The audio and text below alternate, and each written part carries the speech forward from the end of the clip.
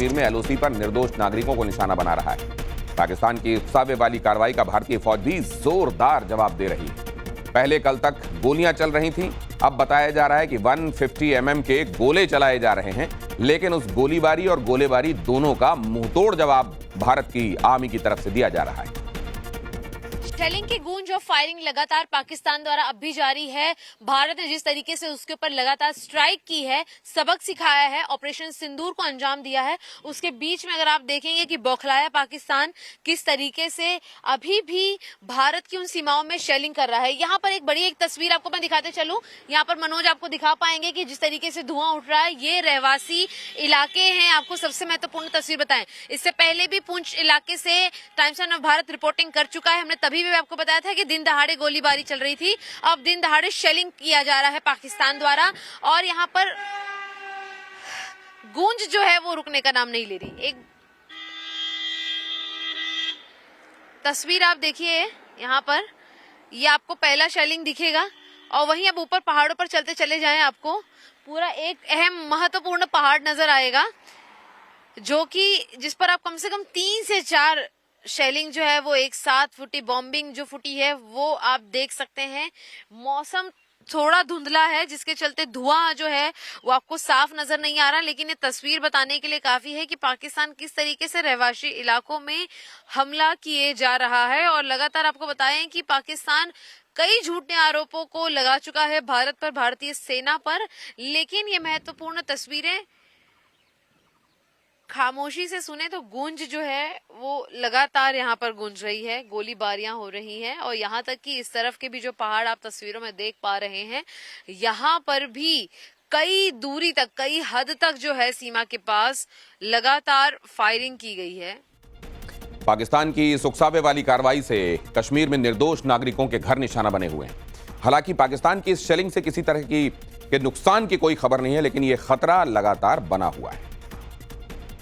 भारत की सैन्य कार्रवाई से आखिरकार पाकिस्तान एक बार फिर से घबराया और उसने मासूम लोगों को अपना शिकार बनाया। इस समय हम इस्लामाबाद में हैं, जो कि उरी सेक्टर में पड़ता है, और यहां से महज 2 किलोमीटर दूर एरियल डिस्टेंस पे पाकिस्तान के लोग बैठे हुए हैं। पाकिस्तान की आर्मी जो कायरतापूर्वक आम लोगों को अपना शिकार बना रही है। आप देख सकते हैं इन तस्वीरों में किस तरीके से आम गांव के लोगों को अपना शिकार बनाया गया है। एक एक करके आप देखें तो घरों को निशाना बनाया जा रहा है। यहां तक कि रात के समय हुए धमाके के बाद अभी भी यहां से धुआं आता नजर आ रहा है। छतों को देखिए आप, जिस तरीके से यहां पे धुआं नजर आ रहा है वो साफ तौर से दिखाता है कि पाकिस्तान जहां अपनी दोहरी नीति अपनाता है, एक तरफ भारत ने जहां उन आतंकियों को सबक सिखाया है, वहीं दूसरी तरफ पाकिस्तान की जो आर्मी है वो एक एक करके ये जो मासूम सिविलियंस हैं, इन इलाकों में रहते हैं, उन्हें अपना शिकार बना रही है। जिस तरीके से आतंकी संगठनों ने इस बात को मान लिया है कि जो लोग पाकिस्तान में भारत की सैन्य कार्रवाई में घायल हुए और मरे वो आतंकी संगठन को बिलोंग करते हैं, उसके बाद से ये चीज साफ हो जाती है कि दोहरी नीति अपनाने वाला पाकिस्तान आम लोगों को अपना शिकार बना रहा है। लेकिन आइए कुछ लोग से बात करते हैं, ये किस समय का वाकया है, घर में कौन कौन था? ये रात को 2:30 बजे का पौने 3 का वाकया था सर। उसमें रात को एक गोला आया तो सब लोग जागे, गोले का आवाज बहुत होता है, आपने पता सुना होगा कि नहीं सुना होगा जी। तो बहुत रात से पूरा कश्मीर गोली की आवाज ही सुन रहा है। हाँ, पूरा आवाज ही आ रहा था, कहाँ से क्या आया, क्या रात के अंधेरे में कुछ पता नहीं चलता है कहाँ से क्या आएगा। बच्चे थे यहाँ पे? बच्चे थे, छोटे छोटे बच्चे हैं इनके घर, बूढ़े भी था, 80 साल का था वो बेचारा, जख्मी है, वो पड़े हुए 3-4 लोग जख्मी हुए हैं। इस पूरी गवर्नमेंट से हमारी रिक्वेस्ट है कि हम इस एरिया में हमें बैंकर मिलने चाहिए। जी बिल्कुल, ये मांग है लोगों की सरकार से इन इलाकों में बंकर बनाए जाए ताकि ये आने वाले समय सुकून से रह सके। लेकिन जिस तरीके से पाकिस्तान अपनी कायरतापूर्वक कार्रवाई कर रहा है, जाहिर सी बात है कि ऐसे हालात में इन लोगों को महफूज ठिकाने पहुंचाना ही सरकार की प्राथमिकता है। एलओसी पर एक और गांव की तरफ आपको ले चलते हैं। वहां की तस्वीर देखिए, ये इलाके बॉर्डर से लगे हुए हैं। पाकिस्तान अक्सर यहां निर्दोष लोगों को टारगेट करता है। हमारे सहयोगी साहिल सोहेल ने आप तक ये रिपोर्ट पहुंचाई। ऑपरेशन सिंदूर के बाद पाकिस्तानी सेना ने लगातार लाइन ऑफ कंट्रोल पर गोलाबारी की। हालांकि बीएसएफ और भारतीय सेना ने उसका मुंहतोड़ जवाब दिया, लेकिन सिविलियन एरियाज को निशाना बनाया गया पाकिस्तानी सेना की ओर से। मैं इस समय लाइन ऑफ कंट्रोल के एक नजदीकी इलाके में हूं और मेरे सहयोगी शफीक आपको ये एक्सक्लूसिव तस्वीरें दिखाएंगे कि किस तरीके से जो घरों को नुकसान पहुंचा है इस शेलिंग की वजह से, जो रात 2 बजे के बाद पाकिस्तानी सेना ने शुरू कर दी। घरों की खिड़कियां और शीशे टूट गए हैं और ये जो यहाँ के लोग हैं उनकी जो जान है उनको भी इस शेलिंग की वजह से खतरा पहुंचा था। हालांकि इस एरिया में किसी की जान नहीं चली गई है, कोई जख्मी नहीं हुआ है, लेकिन आप अंदाजा लगा सकते हैं कि जो सिविलियन एरियाज है उनको किस तरीके से टारगेट किया जा रहा है और किस तरीके से जो शेलिंग की वजह से या छोटे हथियारों की जो गोलाबारी हो रही है उससे किस तरीके का नुकसान पहुंच रहा है। कि इस इलाके में कई और घर है जिनको इस तरीके का नुकसान हुआ है। हालांकि लाइन ऑफ कंट्रोल्स के नज़दीक ही इलाके हैं और इस इलाके में जो सलामाबाद उरी का इलाका है, 3 घर पूरी तरीके से जो है खाकिस्तर हुए, उनको काफ़ी नुकसान हुआ है। और अब देखिए ये जो छोटे हथियारों से फायरिंग हुई है, छोटे हथियारों का इस्तेमाल पाकिस्तानी सेना ने किया और ये ठीक इन घरों को लगे हैं। और अब देखिए कि नुकसान जो है वो बिल्कुल साफ दिखाई दे रहे हैं।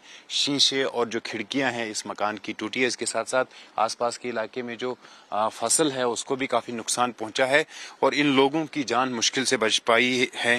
हालांकि कई इलाकों में हमने देखा जो अंडरग्राउंड बंकर्स है उसमें जो है ये यहाँ के रहने वाले जो लोग हैं वो उसमें घुस जाते हैं और अपनी जान बचाते हैं। धर्म बता दिया। दूसरी तरफ कश्मीर से लेकर गुजरात तक पाकिस्तान के बॉर्डर पर हाई अलर्ट किया गया। पाकिस्तान की तरफ से अगर कोई हिमाकत होती है तो उसका जवाब देने के लिए सुरक्षा बल पूरी तरह से अलर्ट हैं। इस बीच रन ऑफ कच्छ में टूरिस्ट के लिए इसे बंद कर दिया गया है। यह फैसला टूरिस्ट की सुरक्षा को लेकर किया गया है।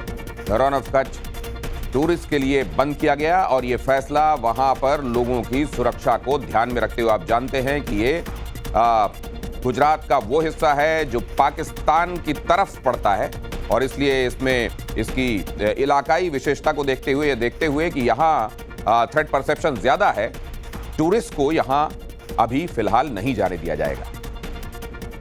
आपको पाकिस्तान की दूरी बताऊं तो सिर्फ और सिर्फ 150 किलोमीटर पर उमरकोट आया हुआ है। यानी कि आगे की तरफ आपको जो पोस्ट दिख रही है वो भारतीय सीमाई पोस्ट है। ये टूरिस्ट प्लेस हुआ करता है। यहाँ पर बड़ी संख्या में टूरिस्ट पहुँचते हैं ठंडियों के सर्दियों के मौसम में और इस खूबसूरत जगह की वो मौज मस्ती करते हैं, अपनी तस्वीरें खिंचवाते नजर आते हैं।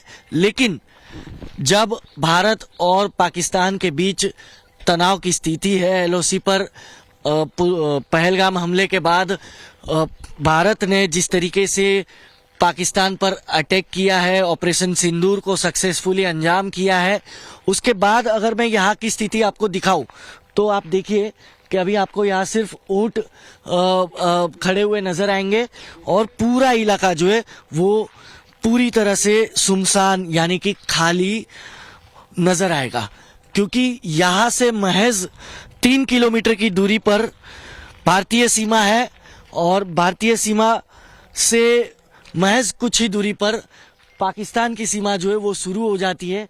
और इसी के चलते यहाँ पर इस वक्त एक भी टूरिस्ट जो है वो नजर नहीं आ रहा है। इस वक्त हम ग्राउंड जीरो पर मौजूद है। मेरे ठीक पीछे 1 किलोमीटर की दूरी पर बीएसएफ की एक चेक पोस्ट है।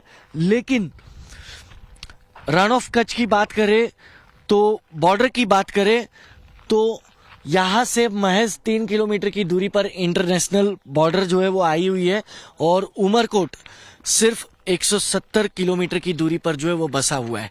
ऐसे में अगर इस इलाके में भी कुछ संदिग्ध हरकत होती है तो भारतीय सेना हो या बॉर्डर सिक्योरिटी फोर्स हो, वो पूरी तरह से मुस्तैद है, पूरी तरह से तैयार है पाकिस्तान की हर हरकत का जवाब देने के लिए। रन ऑफ कच्छ से वीडियो जर्नलिस्ट संकेत के साथ हितेन विकलानी, टाइम्स नाउ नव भारत।